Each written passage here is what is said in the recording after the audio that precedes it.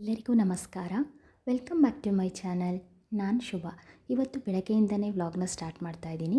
ಬೆಳಗಿನ ತಿಂಡಿಗೆ ನಾನು ಈ ಬದನೆಕಾಯಿ ಪಲ್ಯ ಮತ್ತು ರೊಟ್ಟಿಯನ್ನು ಮಾಡ್ಕೊಂಡಿದ್ದೆ. ಈ ಅಕ್ಕಿ ರೊಟ್ಟಿಗೂ ಬದನೆಕಾಯಿ ಪಲ್ಯಗೂ ತುಂಬಾ ಒಳ್ಳೆ ಕಾಂಬಿನೇಷನ್ ಅಂತಲೇ ಹೇಳ್ಬೋದು. ತುಂಬಾ ಚೆನ್ನಾಗಿರುತ್ತೆ ಇವೆರಡಕ್ಕೂ ಕೂಡ. ಹಾಗೆಯೇ ನನ್ನ ಮಗಳಿಗೆ ಬ್ರೊಕೋಲಿ ಅಂದರೆ ತುಂಬಾ ಇಷ್ಟ.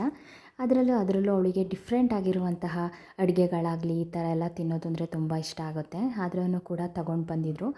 ಅದಕ್ಕೆ ನಾನು ಅದರಲ್ಲಿ ಏನು ಮಾಡೋದು ಅಂತ ಹೇಳಿಬಿಟ್ಟು ಸೂಪ್ ಮಾಡೋಣ ಅಂತ ಅಂದ್ಕೊಂಡಿದ್ದೆ. ಆದರೆ ಅದು ಬೇಡ ಅಂತ ಹೇಳಿಬಿಟ್ಟು ಹಾಗೆಯೇ ಸ್ಟಿರ್ ಫ್ರೈನ ಮಾಡ್ಕೊಂಡಿದ್ದೆ. ತುಂಬಾ ಚೆನ್ನಾಗಿ ಬಂದಿತ್ತು. ಅದರಲ್ಲೂ ಬಟರ್ ಎಲ್ಲ ಹಾಕಿ ಮಾಡಿದ್ರಂತೂ ತುಂಬಾ ಚೆನ್ನಾಗಿರುತ್ತೆ. ನಾನು ಇದೇ ಫಸ್ಟ್ ಟೈಮ್ ಮಾಡಿದ್ದು. ಎಲ್ರಿಗೂ ಕೂಡ ತುಂಬಾ ಇಷ್ಟ ಆಯಿತು ಅಂತಲೇ ಹೇಳ್ಬೋದು. ಇವೆಲ್ಲವನ್ನು ಕೂಡ ಇವತ್ತಿನ ವಿಡಿಯೋದಲ್ಲಿ ಶೇರ್ ಮಾಡ್ಕೊಳ್ತಾ ಇದ್ದೀನಿ. ಎಲ್ಲೂ ಸ್ಕಿಪ್ ಮಾಡ್ದೇನೆ ನನ್ನ ವಿಡಿಯೋನ ನೋಡಿ.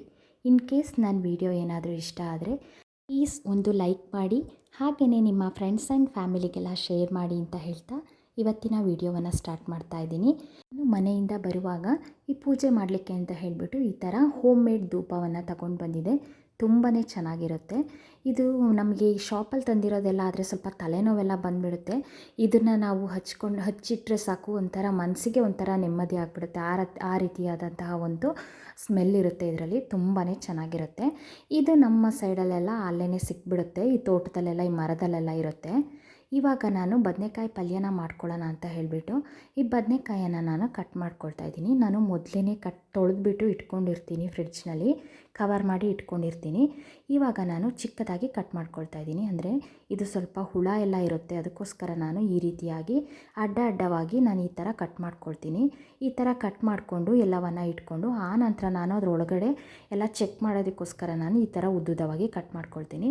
ಯಾಕೆಂದರೆ ಈ ಬದನೆಕಾಯಿ ಎಲ್ಲ ನಮಗೆ ಹುಳ ಆಗಿರೋದೇ ಗೊತ್ತಾಗಲ್ಲ, ಒಳಗಡೆ ಎಲ್ಲ ಚಿಕ್ಕ ಚಿಕ್ಕ ಹುಳಗಳೆಲ್ಲ ಇದ್ಬಿಡುತ್ತೆ. ಅದಕ್ಕೋಸ್ಕರ ನೋಡಿ ನಾನು ಈ ರೀತಿಯಾಗಿ ಕಟ್ ಮಾಡ್ಕೊಳ್ತೀನಿ.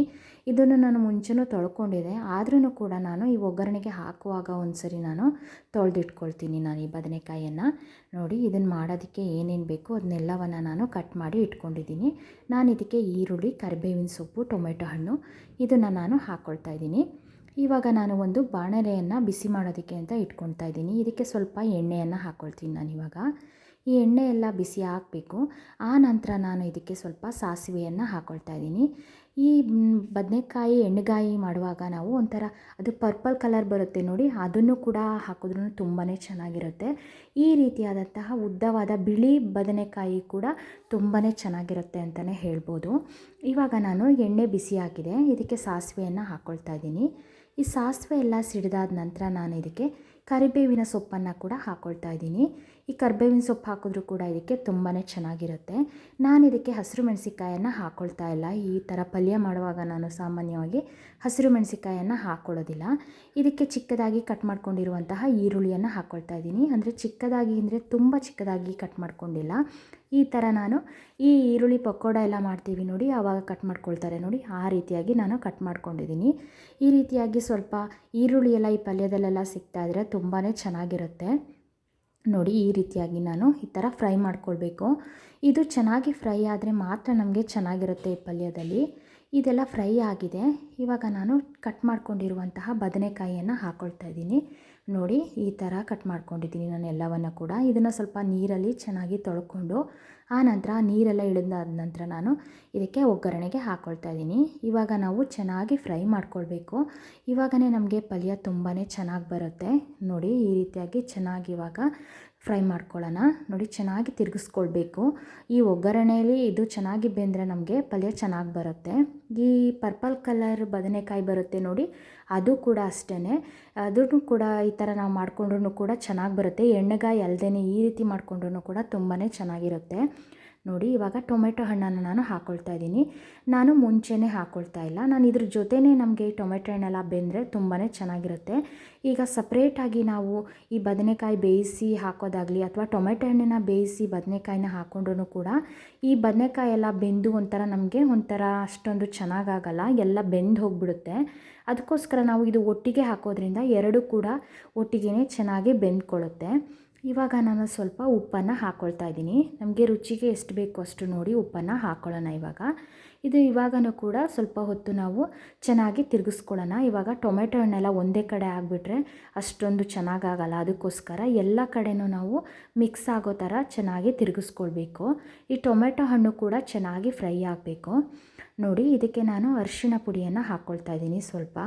ಇದನ್ನು ಹಾಕ್ಕೊಂಡು ನಾವು ಚೆನ್ನಾಗಿ ತಿರುಗಿಸ್ಕೊಳ್ಳೋಣ. ಇವಾಗ ಇದೆಲ್ಲವನ್ನು ಹಾಕಿ ಒಂದು 5 ನಿಮಿಷ ಚೆನ್ನಾಗಿ ಫ್ರೈ ಮಾಡ್ಕೊಳ್ಳೋಣ. ಇವಾಗ ನಾವು ಇದೆಲ್ಲವೂ ಕೂಡ ಚೆನ್ನಾಗಿ ಫ್ರೈ ಆದರೆ ನಮಗೆ ಪಲ್ಯದಲ್ಲಿ ತುಂಬಾ ಚೆನ್ನಾಗಿರುತ್ತೆ. ಪಲ್ಯವನ್ನು ನಾವು ಒಂದು 10 ನಿಮಿಷದಲ್ಲಿ ಮಾಡಿ ಮುಗಿಸ್ಕೊಳ್ಬೋದು. ಏಕೆಂದರೆ ತುಂಬ ಸಿಂಪಲ್ ಆಗಿರುತ್ತೆ, ಆದ್ರೂ ಕೂಡ ತುಂಬ ಟೇಸ್ಟ್ ಕೂಡ ತುಂಬಾ ಚೆನ್ನಾಗಿರುತ್ತೆ ಅಂತಲೇ ಹೇಳ್ಬೋದು. ಈ ಬಿಳಿ ಬದನೆಕಾಯಿ ಕೂಡ ತುಂಬಾ ಚೆನ್ನಾಗಾಗುತ್ತೆ. ಇದರಲ್ಲಿ ಚಟ್ನಿನೂ ಕೂಡ ತುಂಬಾ ಚೆನ್ನಾಗಿರುತ್ತೆ.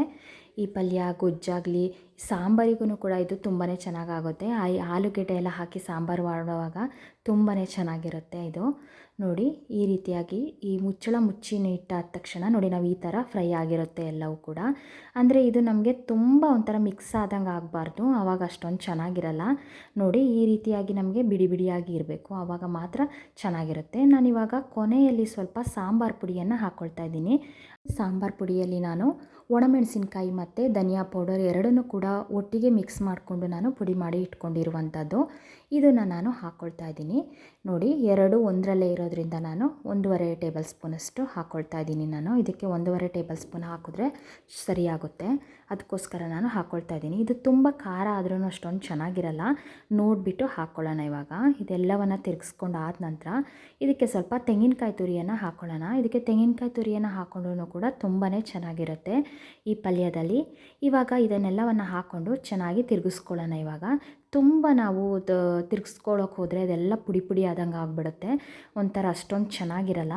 ನೋಡಿಬಿಟ್ಟು ನಿಧಾನವಾಗಿ ಹಾಗೇ 1-2 ಸರಿ ಈ ಥರ ಟರ್ನ್ ಮಾಡಿಕೊಂಡು ಹಾಗೆ ಬಿಟ್ಬಿಡಬೇಕು.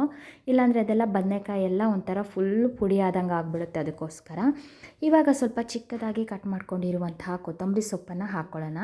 ಈ ಕೊತ್ತಂಬರಿ ಸೊಪ್ಪನ್ನು ಹಾಕ್ಕೊಂಡು 1-2 ನಿಮಿಷ ಹಾಗೇ ಬಿಟ್ಬಿಡೋಣ. ಒಂದು ಲೋ ಫ್ಲೇಮಲ್ಲಿ ಹಾಗೆ ಇಟ್ಬಿಟ್ರೆ ನಮಗೆ ಈ ಬದನೆಕಾಯಿ ಪಲ್ಯ ಕೂಡ ರೆಡಿ ಆಗಿಬಿಡುತ್ತೆ. ಇದು 10 ನಿಮಿಷದಲ್ಲಿ ನಾವು ಮಾಡ್ಕೊಳ್ಬೋದು. ಈ ಕಟ್ ಮಾಡಿ ಇಟ್ಕೊಂಡ್ಬಿಟ್ರೆ ಎಲ್ಲವನ್ನು ಕೂಡ ಈ ಬದನೆಕಾಯಿ ಬೇಗನೂ ಕೂಡ ಬೇಯೋದ್ರಿಂದ ನಮಗೆ ಬೇಗನೆ ರೆಡಿ ಆಗಿಬಿಡುತ್ತೆ ಈ ಪಲ್ಯ. ನೋಡಿ, ಈ ರೊಟ್ಟಿಗಂತೂ ತುಂಬಾ ಚೆನ್ನಾಗಿರುತ್ತೆ.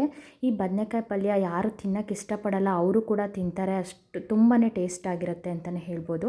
ತುಂಬಾ ಚೆನ್ನಾಗಿರುತ್ತೆ. ಅದರಲ್ಲೂ ಈ ಥರ ಅಕ್ಕಿ ರೊಟ್ಟಿಗಂತೂ ತುಂಬಾ ಚೆನ್ನಾಗಾಗುತ್ತೆ ಅಂತಲೇ ಹೇಳ್ಬೋದು ಈ ಬದನೆಕಾಯಿ ಪಲ್ಯ. ನನಗಂತೂ ಈ ಥರ ತುಂಬಾ ಇಷ್ಟ ಆಗುತ್ತೆ. ನಮ್ಮ ಮನೆಯವ್ರಿಗೂ ಕೂಡ ತುಂಬ ಇಷ್ಟಪಟ್ಟು ತಿಂತಾರೆ ಎಲ್ಲರೂ ಕೂಡ. ಅಂದರೆ ಈ ರೊಟ್ಟಿ ಬದನೆಕಾಯಿ ಪಲ್ಯಕ್ಕೆಲ್ಲ ತುಂಬಾ ಚೆನ್ನಾಗಾಗುತ್ತೆ ಅಂತಲೇ ಹೇಳ್ಬೋದು.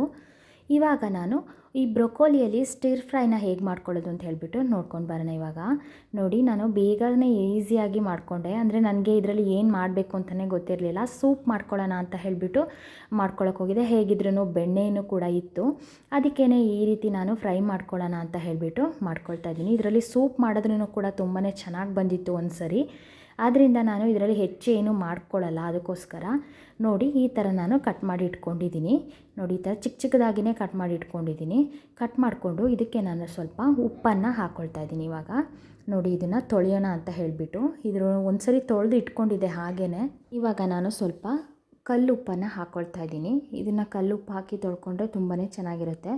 ಅಂದರೆ ಏನೇ ನಮಗೆ ಇದರಲ್ಲಿ ಏನಾದರೂ ಸ್ಪ್ರೇ ಏನಾದರೂ ಮಾಡಿದ್ರೂ ಕೂಡ ಅಷ್ಟೆಲ್ಲ ಅಂಟ್ಕೊಳ್ಳಲ್ಲ, ಹೋಗಿಬಿಡುತ್ತೆ. ಅದಕ್ಕೋಸ್ಕರ ನಾನು ಇವಾಗ ಸ್ವಲ್ಪ ಉಪ್ಪನ್ನು ಹಾಕ್ಕೊಂಡು ಸ್ವಲ್ಪ ಅರಿಶಿಣ ಪುಡಿಯನ್ನು ಹಾಕ್ಕೊಂಡು ಸ್ವಲ್ಪ ನೀರನ್ನು ಹಾಕ್ಕೊಳ್ತಾ ಇದ್ದೀನಿ. ನೀರನ್ನು ಹಾಕ್ಕೊಂಡು ಒಂದು 10 ನಿಮಿಷ ಹಾಗೇ ಇದನ್ನು ನೆನೆಯೋದಕ್ಕೆ ಬಿಟ್ಬಿಡ್ತೀನಿ.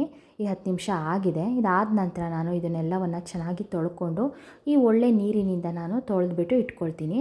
ಇವಾಗ ನಾನು ಇದಕ್ಕೆ ಸ್ವಲ್ಪ ಬೆಳ್ಳುಳ್ಳಿಯನ್ನು ನಾನು ಕಟ್ ಮಾಡ್ಕೊಳ್ತಾ ಇದ್ದೀನಿ. ಈ ಸಿಪ್ಪೆ ಎಲ್ಲ ತೆಗೆದುಬಿಟ್ಟು ಬೆಳ್ಳುಳ್ಳಿನ ಸಣ್ಣದಾಗಿ ಕಟ್ ಮಾಡ್ಕೊಳ್ತಾ ಇದ್ದೀನಿ. ಈ ಬೆಳ್ಳುಳ್ಳಿ ಹಾಕಿದ್ರೆ ಇದಕ್ಕೆ ತುಂಬಾ ಚೆನ್ನಾಗಿರುತ್ತೆ ಈ ಫ್ರೈ ಮಾಡ್ಕೊಳ್ಳುವಾಗ. ನೋಡಿ, ನಾನು ಈ ಥರ ಬೆಳ್ಳುಳ್ಳಿಯನ್ನು ಸಿಪ್ಪೆಯನ್ನು ತೆಗೆದು ಈ ಥರ ಚಿಕ್ಕದಾಗಿ ಕಟ್ ಮಾಡಿಕೊಂಡು ಇಟ್ಕೊಳ್ತೀನಿ ನಾನಿವಾಗ. ಇವಾಗ ಒಂದು ಚಿಕ್ಕ ಬಾಣಲೆಯನ್ನು ತಗೊಂಡು ಅದನ್ನು ಬಿಸಿ ಮಾಡೋದಕ್ಕೆ ಅಂತ ಹೇಳಿಬಿಟ್ಟು ನಾನು ಇಟ್ಕೊಂಡಿದ್ದೆ. ಇದಕ್ಕೆ ನಾನು ಸ್ವಲ್ಪ ಬೆಣ್ಣೆಯನ್ನು ಹಾಕ್ಕೊಳ್ತಾ ಇದ್ದೀನಿ. ನಾನು ಇದಕ್ಕೆ ಬೆಣ್ಣೆಯನ್ನು ಹಾಕ್ಕೊಳ್ತಾ ಇದ್ದೀನಿ, ಎಣ್ಣೆ ಹಾಕ್ಕೊಳ್ತಾ ಇಲ್ಲ ನಾನು ಇದಕ್ಕೆ. ನೋಡಿ, ಇದು ಸ್ವಲ್ಪ ಗಟ್ಟಿಯಾಗಿರೋದ್ರಿಂದ ಸ್ವಲ್ಪ ಮೆಲ್ಟ್ ಆಗಬೇಕು. ನೋಡಿ, ಇವಾಗ 1-2 ನಿಮಿಷ ಬಿಸಿ ಆದರೆ ಸಾಕು, ಅದು ಬೇಗನೆ ಮೆಲ್ಟ್ ಆಗಿಬಿಡುತ್ತೆ. ಇದೆಲ್ಲ ಮೆಲ್ಟ್ ಆದ ನಂತರ ನಾನು ಇದಕ್ಕೆ ಈ ಚಿಕ್ಕದಾಗಿ ಕಟ್ ಮಾಡಿ ಇಟ್ಕೊಂಡಿರ್ತೀನಲ್ಲ ಈ ಬೆಳ್ಳುಳ್ಳಿಯನ್ನು ಹಾಕ್ಕೊಂಡು ಫಸ್ಟು ನಾನು ಇದನ್ನು ಫ್ರೈ ಮಾಡ್ಕೊಳ್ತೀನಿ. ನೋಡಿ ಈ ರೀತಿಯಾಗಿ ಎಲ್ಲ ಕೂಡ ಮೆಲ್ಟ್ ಆದ್ರೇ ನಮಗೆ ಚೆನ್ನಾಗಿರುತ್ತೆ. ನೋಡಿ ಈ ಥರ ಈ ಬೆಳ್ಳುಳ್ಳಿ ಕಟ್ ಮಾಡಿ ಇಟ್ಕೊಂಡಿರೋದನ್ನ ಹಾಕ್ಕೊಂಡು ಚೆನ್ನಾಗಿ ಫ್ರೈ ಮಾಡ್ಕೊಳ್ಳೋಣ. ಅಂದರೆ ಸ್ವಲ್ಪ ಬ್ರೌನ್ ಕಲರ್ ಬಂದರೆ ಸಾಕು, ತುಂಬ ಸೀದೋದ್ರೂ ಕೂಡ ಈ ಫ್ರೈಯಲ್ಲಿ ಅಷ್ಟೊಂದು ಚೆನ್ನಾಗಿರಲ್ಲ. ಅದಕ್ಕೋಸ್ಕರ ನಾವು ನೀಟಾಗಿ ಫ್ರೈ ಮಾಡ್ಕೊಳ್ಬೇಕಾಗುತ್ತೆ. ಇದು ಒಂಥರ ಈ ಕರ್ದೋದಂಗೆ ಆದರೆ ಅಷ್ಟೊಂದು ನಮಗೆ ಚೆನ್ನಾಗಿ ಬರಲ್ಲ. ಅದಕ್ಕೋಸ್ಕರ ನಾನು ನೀಟಾಗಿ ತಿರುಗಿಸ್ಕೊಂಡು ಫ್ರೈ ಮಾಡ್ಕೊಳ್ಳೋಣ. ಇವಾಗ ಚಿಕ್ಕದಾಗಿ ಕಟ್ ಮಾಡ್ಕೊಂಡಿರುವಂತಹ ಈರುಳ್ಳಿಯನ್ನು ಕೂಡ ಹಾಕ್ಕೊಳ್ತಾ ಇದ್ದೀನಿ. ನಾನು ಒಂದು ಮೀಡಿಯಮ್ ಸೈಜ್ನ ಈರುಳ್ಳಿಯನ್ನು ತಗೊಂಡಿದ್ದೆ, ಅದನ್ನು ಕೂಡ ಹಾಕ್ಕೊಳ್ತಾ ಇದ್ದೀನಿ. ನೋಡಿ ಇದನ್ನು ಕೂಡ ಚೆನ್ನಾಗಿ ಫ್ರೈ ಮಾಡ್ಕೊಳ್ಳೋಣ. ಇದು ಕೂಡ ಅಷ್ಟೇ ನಮಗೆ ಕರ್ದೋದಂಗೆ ಆದರೆ ಅಷ್ಟೊಂದು ಚೆನ್ನಾಗಿರಲ್ಲ. ಈಗ ನಾವು ನೀಟಾಗಿ ಈ ಥರ ಸ್ಪೂನಲ್ಲಿ ತಿರುಗಿಸ್ಕೊಳ್ತಾ ಇದ್ದರೆ ಚೆನ್ನಾಗಿ ಫ್ರೈ ಆಗುತ್ತೆ ಕೂಡ, ಎಲ್ಲೂ ಕರ್ದು ಹೋಗಲ್ಲ. ನೋಡಿ ಇದೆಲ್ಲವೂ ನೀಟಾಗಿ ಫ್ರೈ ಆದ ನಂತರ ನಾನು ಇದಕ್ಕೆ 2 ಹಸಿರು ಮೆಣಸಿಕಾಯಿನ ಚಿಕ್ಕದಾಗಿ ಕಟ್ ಮಾಡಿಕೊಂಡು ಹಾಕ್ಕೊಳ್ತಾ ಇದ್ದೀನಿ. ಈ ಹಸಿರು ಮೆಣಸಿಕಾಯಿ ಹಾಕಿದ್ರೂ ಕೂಡ ಇದರಲ್ಲಿ ತುಂಬಾ ಚೆನ್ನಾಗಿರುತ್ತೆ. ಹಸಿರು ಮೆಣಸಿಕಾಯಿ ಹಾಕಿದ ನಂತರನೂ ಕೂಡ ನಾವು ಮೊದಲು ಹೇಗೆ ಫ್ರೈ ಮಾಡ್ಕೊಂಡ್ವಿ ಅದೇ ಥರ ನಾವು ಫ್ರೈ ಮಾಡ್ಕೊಳ್ಬೇಕಾಗುತ್ತೆ. ಎಲ್ಲವನ್ನು ಹಾಕ್ಕೊಂಡು ನೀಟಾಗಿ ಫ್ರೈ ಮಾಡ್ಕೊಳ್ಳೋಣ. ಇವಾಗ ನೋಡಿ ಇದೆಲ್ಲವೂ ಕೂಡ ಚೆನ್ನಾಗಿ ಫ್ರೈ ಆಗಬೇಕು ನಮಗೆ ಬೆಣ್ಣೆಯಲ್ಲಿ. ಇವಾಗ ನಾನು ಈ ಬ್ರೊಕೋಲಿನ ತೊಳೆದ್ಬಿಟ್ಟು ಇಟ್ಕೊಂಡಿದ್ದೆ, ಅದನ್ನು ಕೂಡ ನಾನು ನೀರೆಲ್ಲ ತೆಗೆದ್ಬಿಟ್ಟು ನಾವು ಇವಾಗ ಹಾಕ್ಕೊಳ್ಳೋಣ. ಇದೆಲ್ಲ ನೀರೆಲ್ಲ ನಾವು ತೆಗೆದು ಹಾಕ್ಕೊಂಡ್ರೆ ಚೆನ್ನಾಗಿರುತ್ತೆ. ಇದಕ್ಕೆ ನೀರು ಹಾಕ್ಕೊಳ್ಳೋ ಹಾಗಿಲ್ಲ. ನಾವು ಇದು ಹೈ ಫ್ಲೇಮಲ್ಲಿ ನಾವು ಇಟ್ಕೊಂಡು ಇವಾಗ ಬೇಯಿಸ್ಕೊಳ್ಬೇಕಾಗುತ್ತೆ. ನೋಡಿ ಈ ರೀತಿಯಾಗಿ ನಾವು ಮೊದಲೇ ಹಾಕಿರ್ತೀವಲ್ಲ ಈ ಬೆಣ್ಣೆಯಲ್ಲಿ, ಅದರಲ್ಲೇ ನಾವು ಫ್ರೈ ಮಾಡ್ಕೊಳ್ಬೇಕಾಗುತ್ತೆ. ನಾನು ಮತ್ತೆ ಏನು ಬೆಣ್ಣೆ ಅಥವಾ ಎಣ್ಣೆ ಏನು ಹಾಕ್ಕೊಳ್ತಾ ಇಲ್ಲ, ಇದರಲ್ಲೇ ನಾನು ಫ್ರೈ ಮಾಡ್ಕೊಳ್ತಾ ಇದ್ದೀನಿ. ಇವಾಗ ಸ್ವಲ್ಪ ರುಚಿಗೆ ತಕ್ಕಷ್ಟು ಉಪ್ಪನ್ನು ಹಾಕ್ಕೊಳ್ತಾ ಇದ್ದೀನಿ. ಉಪ್ಪನ್ನು ಹಾಕ್ಕೊಂಡ ನಂತರ ನಾವು ಚೆನ್ನಾಗಿ ಫ್ರೈ ಮಾಡ್ಕೊಳ್ಳೋಣ. ಇವಾಗ ಹೈ ಫ್ಲೇಮಲ್ಲೇ ಇಟ್ಕೊಂಡು ನಾವು ಫ್ರೈ ಮಾಡ್ಕೊಳ್ಬೇಕಾಗುತ್ತೆ. ಈ ಉಪ್ಪೆಲ್ಲ ಹಾಕಿದ ನಂತರ ನಾನು ಇದಕ್ಕೆ ಸ್ವಲ್ಪ ಕಾಳು ಮೆಣಸಿನ ಪುಡಿಯನ್ನು ಹಾಕ್ಕೊಳ್ತಾ ಇದ್ದೀನಿ. ಎಲ್ಲವನ್ನು ಹಾಕ್ಕೊಂಡು ಒಂದು 5 ನಿಮಿಷ ಹೈ ಫ್ಲೇಮಲ್ಲಿ ಇಟ್ಕೊಂಡು ಫ್ರೈ ಮಾಡಿಕೊಂಡ್ರೆ ನಮಗೆ ಈ ಬ್ರೊಕೋಲಿ ಫ್ರೈ ಕೂಡ ರೆಡಿಯಾಗುತ್ತೆ. ಇವತ್ತಿನ ವಿಡಿಯೋ ಇದಾಗಿತ್ತು. ಎಲ್ರಿಗೂ ನನ್ನ ವಿಡಿಯೋ ಇಷ್ಟ ಆದರೆ ಪ್ಲೀಸ್ ಸಬ್ಸ್ಕ್ರೈಬ್ ಮಾಡಿ, ಲೈಕ್ ಮಾಡಿ ಮತ್ತು ಶೇರ್ ಮಾಡಿ. ಮುಂದಿನ ವಿಡಿಯೋದಲ್ಲಿ ಮತ್ತೆ ಸಿಗೋಣ. Thank you.